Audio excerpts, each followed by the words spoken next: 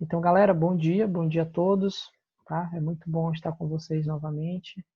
Vamos para a nossa aula de história da semana, né? Voltar ao conteúdo, aliás, continuar o conteúdo do qual estávamos discutindo na aula anterior, que era sobre a Segunda Guerra Mundial, né? A gente falou ali um pouquinho sobre o início da guerra, né? A gente fez uma breve revisão sobre os regimes totalitários, ok? E hoje a gente vai dar continuidade, né? Falar como foi o desenrolar da guerra, concluir esse conteúdo e no segundo momento, né?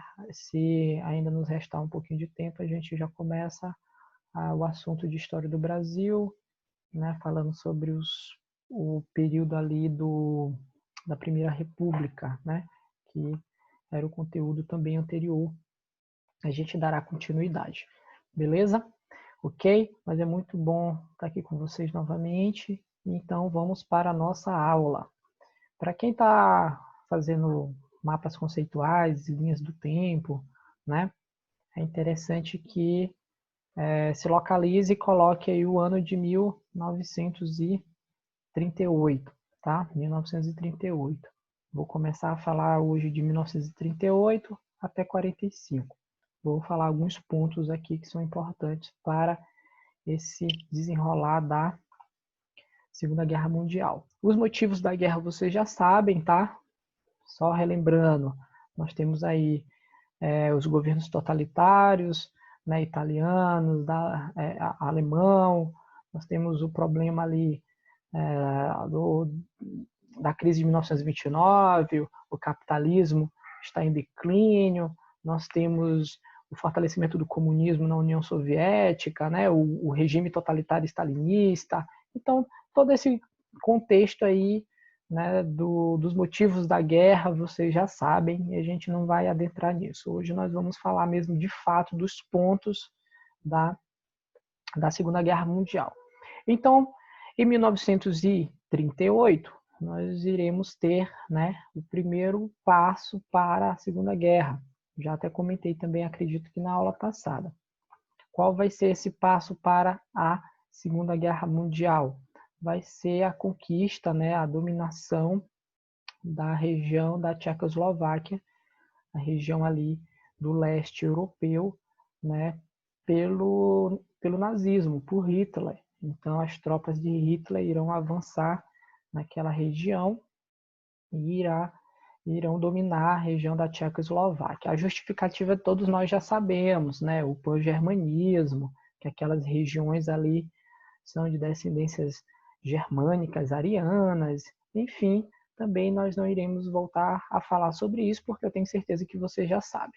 E qual vai ser a postura da Inglaterra e da França, né, em relação a esse avanço do nazismo em 1937, 1938, nessas regiões ali do leste, regiões do leste europeu? Vai ser a política do apaziguamento, né? Aquilo que também eu já tinha comentado anteriormente a vocês. Então, a Inglaterra e a França buscam fazer uma conferência, que será chamada a Conferência de Munique, chamam ali o Hitler para conversar e dizem, ó, compadre, né? Vê se você fica por aí mesmo. A gente, né, permite que você anexe esses territórios no seu território, no território alemão, mas que a gente fique por aqui, que está tudo tranquilo. Mas por que essa política do apaziguamento, né, através da Conferência de Munique? Porque a Inglaterra e a França, né, estavam passando por uma crise econômica oriunda de 1929, não queriam um conflito, e mais do que isso, né, além de não querer um conflito, eles não queriam a expansão do comunismo stalinista, né? Então, eles imaginavam que a presença do Hitler ali naquela região do leste, centro-europeu, né, impossibilitava a expansão do Stalin, a expansão da União Soviética, né? E vocês já tiveram essa aula comigo, né? E vocês sabem que o Stalin, né, tinha um princípio de expansionismo muito rápido também através da União Soviética, né?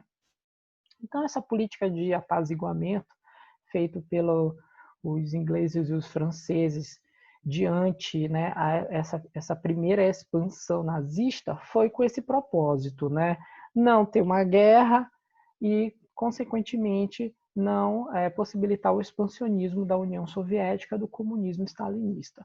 Ok? Beleza? Hitler vai entrar naquele acordo, nós já sabemos Hitler, né, ele nunca cumpre com seus acordos, e na altura do campeonato ele também vai fazer o acordo ali germânico-soviético, né, de não agressão à União Soviética com Stalin. Então tá tudo em casa, né? Hitler faz esse acordo com o regime stalinista e diz: olha, nós não iremos nos agredir, eu vou dominar só esses territórios aqui que me interessa, territórios germânicos, e você fica para o resto da Europa. Então tá tudo em casa. Tudo parecia em 1938 calmo, tranquilo, né? A Alemanha dominando aqueles territórios, né?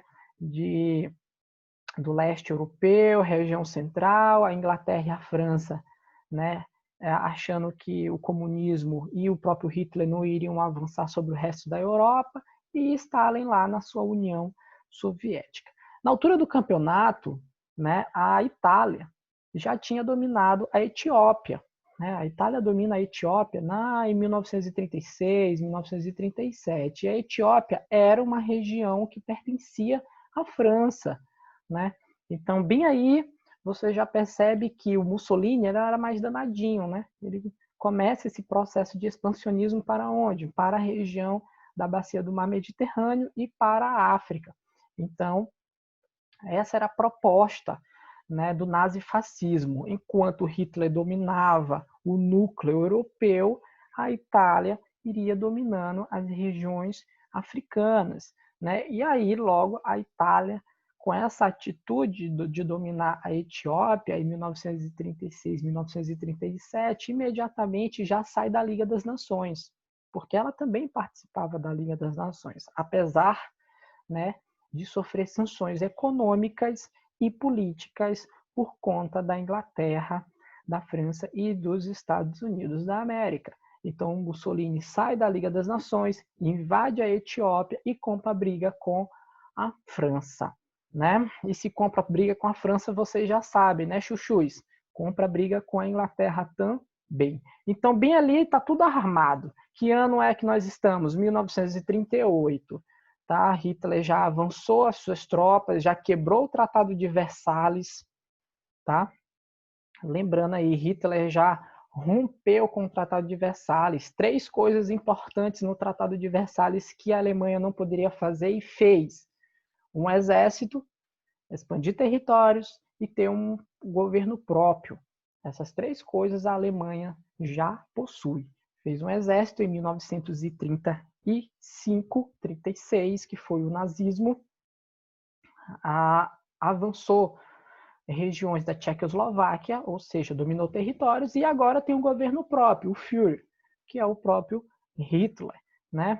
Então, essas 3 coisas aí, né, foi a quebra do Tratado de Versalhes. Então, a Inglaterra e a França, né, com medinho do comunismo e tal, e etc., e disse, não, bora deixar relevar que tudo vai dar certo. Entretanto, vem 1939, setembro de 1939, adivinha o que Hitler vai fazer? Pois é, avançar mais ainda as suas tropas. Por onde? Pelo corredor polonês.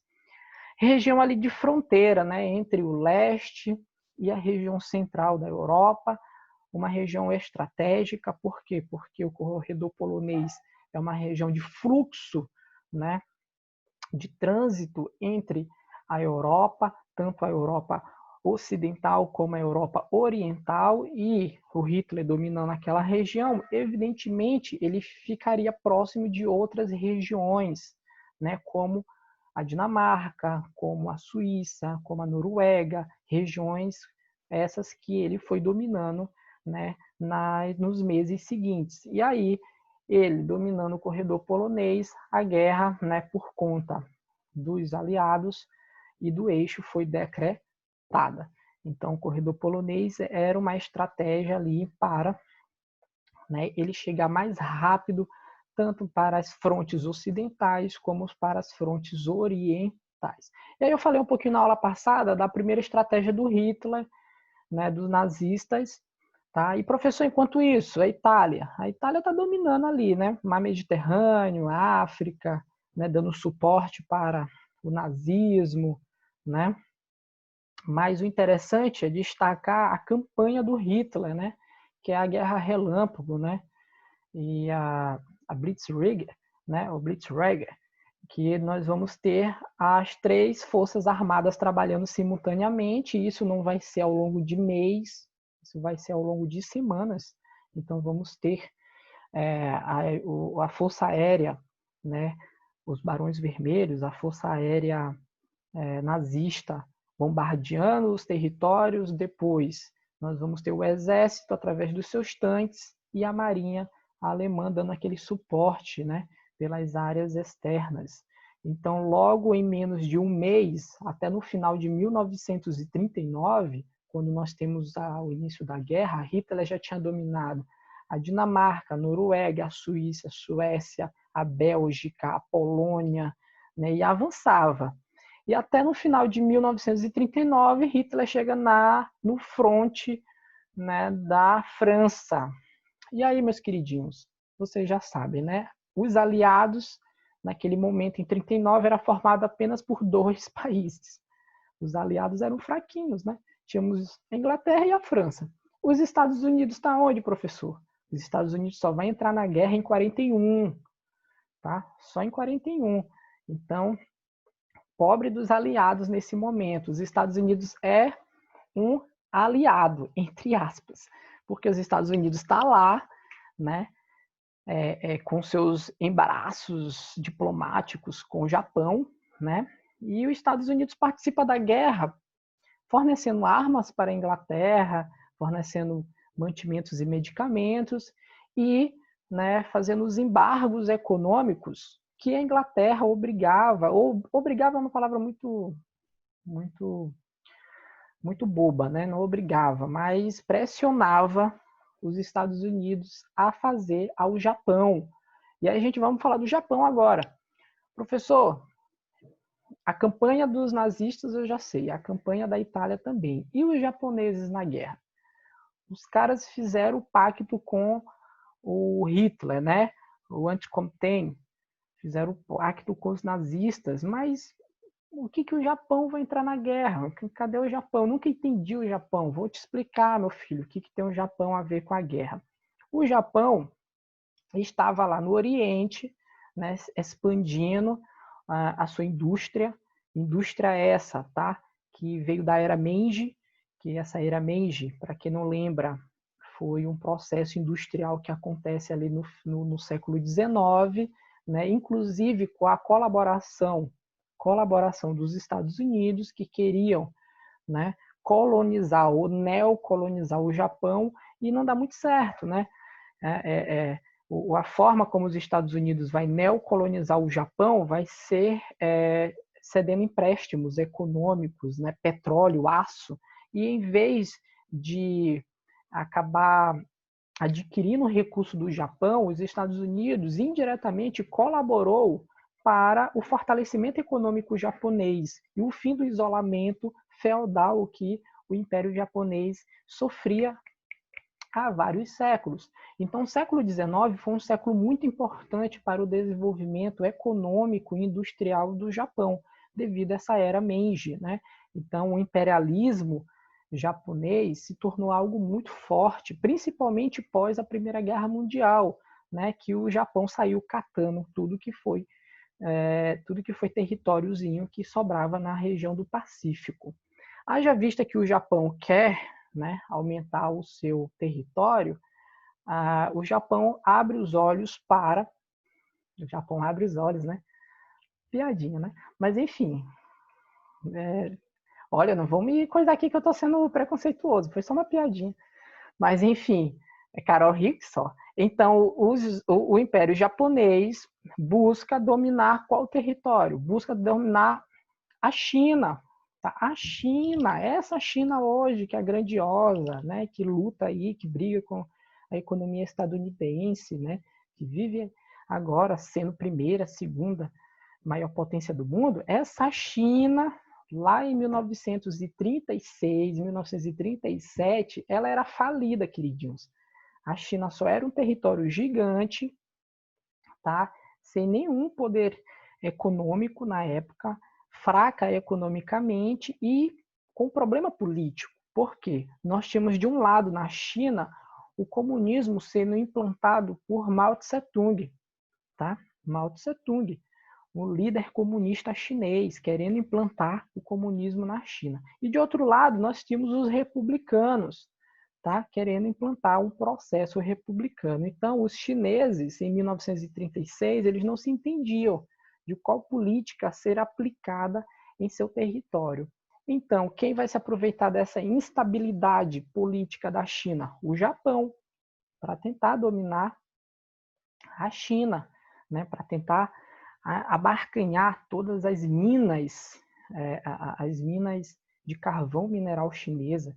Então, se aproveitando dessa vulnerabilidade política que a China está passando em 1935, 36, 37, vésperas ali da Segunda Guerra Mundial, o Japão começa a dominar vários territórios chineses. Territórios esses que já estavam sendo dominados desde 1904, né? Porque nós tivemos uma guerra lá contra os russos, que foi a guerra russo-japonesa, né? Pela região da Manchúria, então que era uma região chinesa também. Então já agora em 1936, 37, o Japão vai querer dominar a Indochina, né? E vai ser muito perspicaz, né? Muito rápido a dominação japonesa nessa região. Quem a China vai recorrer? Quem a China vai buscar apoio para se proteger do Japão? Ora, veja, dos aliados, né? Da Inglaterra, da França, até porque, né? A galera que queria implantar o capitalismo, né? O princípio republicano, eles não iriam pedir ajuda para Stalin. Eles não queriam o comunismo de Mao Tse-tung. Então, vamos pedir ajuda para a Inglaterra e a França. E para quem a Inglaterra e a França vai pedir ajuda para pressionar o Japão a largar a China de mão? Os Estados Unidos, né? Haja vista que a economia japonesa era atrelada à economia americana. Então, eu sei que é um pouco complexo vocês entenderem isso, mas isso é história aplicada da guerra. Então, o Japão invade a China, para se livrar do Japão, pede ajuda para a Inglaterra e para a França, para a França poder ajudar a China, né? A Inglaterra e a França poder ajudar a China, pede ajuda para os Estados Unidos, para pressionar a economia do Japão e fazer com que o Japão largue a China de mão. Olha, até rimou, até rimou. Então, veja só, né, o jogo político que acontece aí, né, para o Japão entrar na Segunda Guerra Mundial, tá? Ainda envolve esse problema. E vai ter uma guerra por lá, isso fica lá para quando vocês forem meus alunos de história na universidade, né? Quem for fazer história. Aí vai ter uma guerra por lá, chamado lá de, né, Guerra Japonesa, né, e Chinesa, China Japonesa, né? Vai ter uma guerra por lá, mas isso não vem ao caso. O fato é que estamos em 1939, né? A guerra começou, e aí a Inglaterra e a França pressionam os Estados Unidos para tomar um posicionamento. Diz, cara, pressiona lá o Japão é aliado, né, do nazismo. E aí, se o Japão dominar a China, o que vai acontecer? Nós vamos ter 3 grandes, né, países ou nações dominando o comércio e a política mundial. A Itália, a Alemanha e o Japão. Então, para o Japão não dominar a China, para eles terem uma quebra econômica, nós dependemos de vocês, americanos. E aí o que o governo americano vai fazer, chuchus? Fazer sanções, embargos econômicos aos chineses, apreender embarcações chinesas, né? Fazer taxações aos produtos chineses, né? Deixar de enviar petróleo para a China. Perdão, que China? Japão, tá? vai fazer embargos aos japoneses, né, apreender embarcações japonesas, né, deixar de enviar petróleo para os japoneses. E a única coisa que os Estados Unidos queria era que o Japão, né, recuasse, né, o seu domínio sobre a região da China e sobre a região do Pacífico. Aí o resto da história vocês sabem, né? Pearl Harbor, em 1941, mais precisamente no mês de dezembro de 1941, né? A economia japonesa, na altura do campeonato, tinha entrado em declínio devido a esses embargos econômicos americanos, e aí o imperador japonês manda, né, os seus aviões, sua esquadra bombardear Pearl Harbor, que era uma base, né, americana no Havaí. E isso foi para pressionar os Estados Unidos a deixar o Japão e sua economia de lado, né, para que fizesse um processo de retaliação aos Estados Unidos. E aí os Estados Unidos, né, acaba entrando na guerra juntamente com a Inglaterra e a França. O que acontece nesse meio tempo, em 39 a 41? A França foi invadida por Hitler. O norte da França vai ser invadido pelos alemães e o sul da França nós vamos ter um governo, né, liderado por um francês, mas com tendências totalitárias nazistas, né?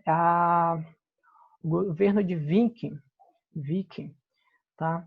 E esse governo, pelos franceses, é conhecido como governo traidor, porque apesar de ser um governo formado por franceses, era um governo que era manipulado pelo nazismo. Então, a França, por completa, passa a ser dominada pela Alemanha, isso em 1940. Então, estou contando essa história toda para que vocês percebam que até em 1941, né, haja vista que a guerra começou em 1939, já estamos aí com praticamente 3 anos de guerra, porque os Estados Unidos só participa efetivamente da Segunda Guerra Mundial em dezembro de 1941. Eu estou contando toda essa historinha, esse desenrolar, para que vocês percebam a ascensão do eixo, né? Para que vocês percebam como Hitler, Mussolini e o Império Japonês, por muito pouco, não dominou o mundo, né? Propriamente dito, para vocês observarem o quanto, né, a estratégia do Hitler, a invasão da Itália nas regiões africanas e o imperialismo japonês no Pacífico foi muito eficiente nos primeiros 2, 3 anos de guerra. Quem estava apanhando, com as palavras da gente, falando maranhês, quem estava apanhando na guerra? Os aliados, que não eram bem aliados, né, cara? A gente tem ali a Inglaterra e a França unidas, os Estados Unidos sendo pressionados para entrar efetivamente na guerra, e a União Soviética tá lá de boa, né? Até em 1941, o Hitler estava respeitando, né, respeitando o Pacto Germânico Soviético. Alguma dúvida? Hora de respirar. Dúvida nesse... Não. Não? Tá dando para compreender bacana. Lembrando, tá? Se é para falar de guerra, bora falar dos detalhes da guerra, né? Que aí vocês vão aprender agora e quando chegar lá no terceiro ano, eu só vou estar falando assim as datas e os acontecimentos, vocês já vão saber tudinho. E aí eu só vou ficar passando os filmes para vocês, né? Porque a gente vai rever isso aqui no terceiro ano. Então, vocês já vão saber história aplicada da guerra agora. Pois bem, então estamos em 41, né? Vamos ver o panorama da guerra. O que está acontecendo? Segunda Guerra Mundial em 1941, professor. O que está acontecendo? Vamos lá. O japonês atacou a base de Pearl Harbor, no Havaí dos Estados Unidos, forçando os Estados Unidos a entrar na guerra. A Alemanha, na altura do campeonato, já tinha invadido todos os territórios, basicamente, da Europa Central e avançado, invadido o norte da França. Ainda não tinha invadido o sul, porque nós tínhamos lá esse governo francês nazista. entre aspas, né? Então não tinha nem a necessidade de invadir tecnicamente, porque o governo lá estava na mão de Hitler. Resumidamente, a França era dos nazistas. A Inglaterra está morrendo de medo, porque está praticamente ali sozinha na guerra. Na Península Ibérica, Portugal e Espanha apoiam Hitler, porque ambas são regimes totalitários, lembra? Francisco Franco na Espanha e Salazar em Portugal. Então ali também não precisava Hitler se preocupar em invadir aqueles territórios. E a União Soviética? A União Soviética está lá no seu cantinho, leste europeu, né? Só observando toda aquela movimentação e fortalecendo o seu exército. Ainda em 1941, Hitler, né, ele vai abrir os olhos e vai querer dominar a Inglaterra. Ele considerava que, a partir daquele momento, quando ele dominasse a Inglaterra, a guerra estava vencida, né? Bastava ele dominar a Inglaterra, pronto, a Europa era dele. E aí ele começa as incursões à região inglesa. E aí ele vai utilizar a sua esquadra aérea, né, para poder bombardear Londres, né? Então Londres vai ser bombardeada, né, com muita frequência, né? A capital, né, da Inglaterra, Londres, vai ser bombardeada diversas vezes. Mas e aí o Winston Churchill, que é o primeiro-ministro inglês naquele momento, né, ele reforça a esquadra aérea da Inglaterra, que é a Royal Air Force, ou seja, a RAF, né? Então nós vamos ter ali uma dura batalha em 1941 entre a RAF, que são os aviões ingleses, contra os Barões Vermelhos, né? A Lefebvre, se não me falha a memória, que é a esquadra alemã. Então, né, durante algum tempo, né, nós vamos ter essa batalha em 1941, da qual a RAF vai acabar evitando que os nazistas conquistem a Inglaterra. Inclusive, eu tenho um livro do Winston Churchill, que ele fala que muitos devem a poucos, né? Ele fala essa frase, e quem eram esses poucos? Eram os pilotos, né, da Força Aérea Inglesa, né, que lutaram bravamente para proteger lá a invasão nazista à Inglaterra.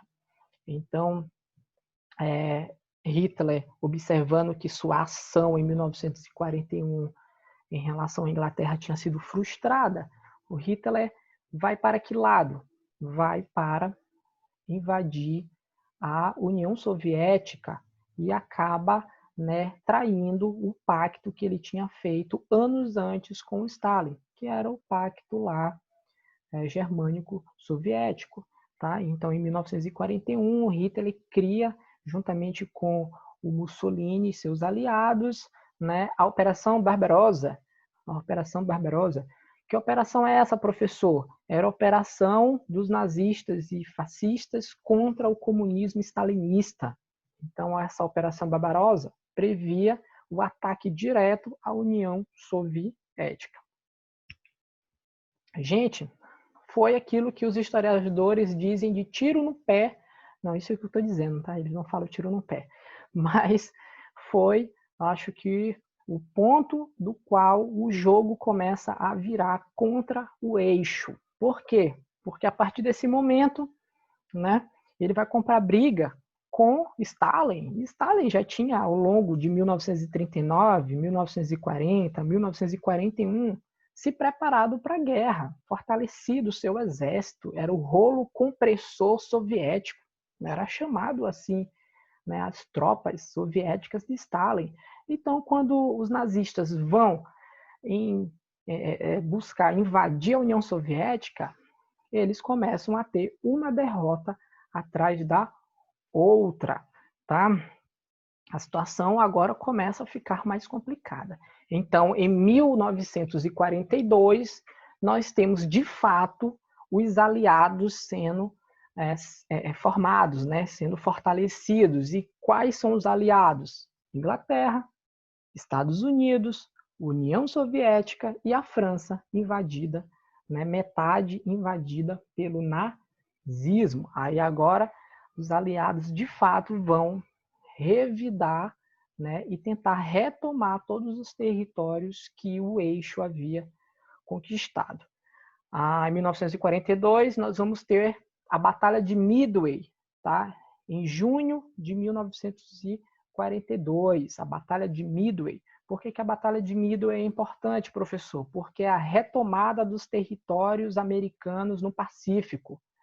Então, Frank Roosevelt, né, presidente estadunidense no momento, vai enviar os porta-aviões estadunidenses para afundar todas as embarcações dos japoneses que estão ali se aproximando da região, né, das regiões europeias, né, tentando dominar mais regiões do Pacífico, avançar para o oceano, consequentemente, Índico, né? Enfim.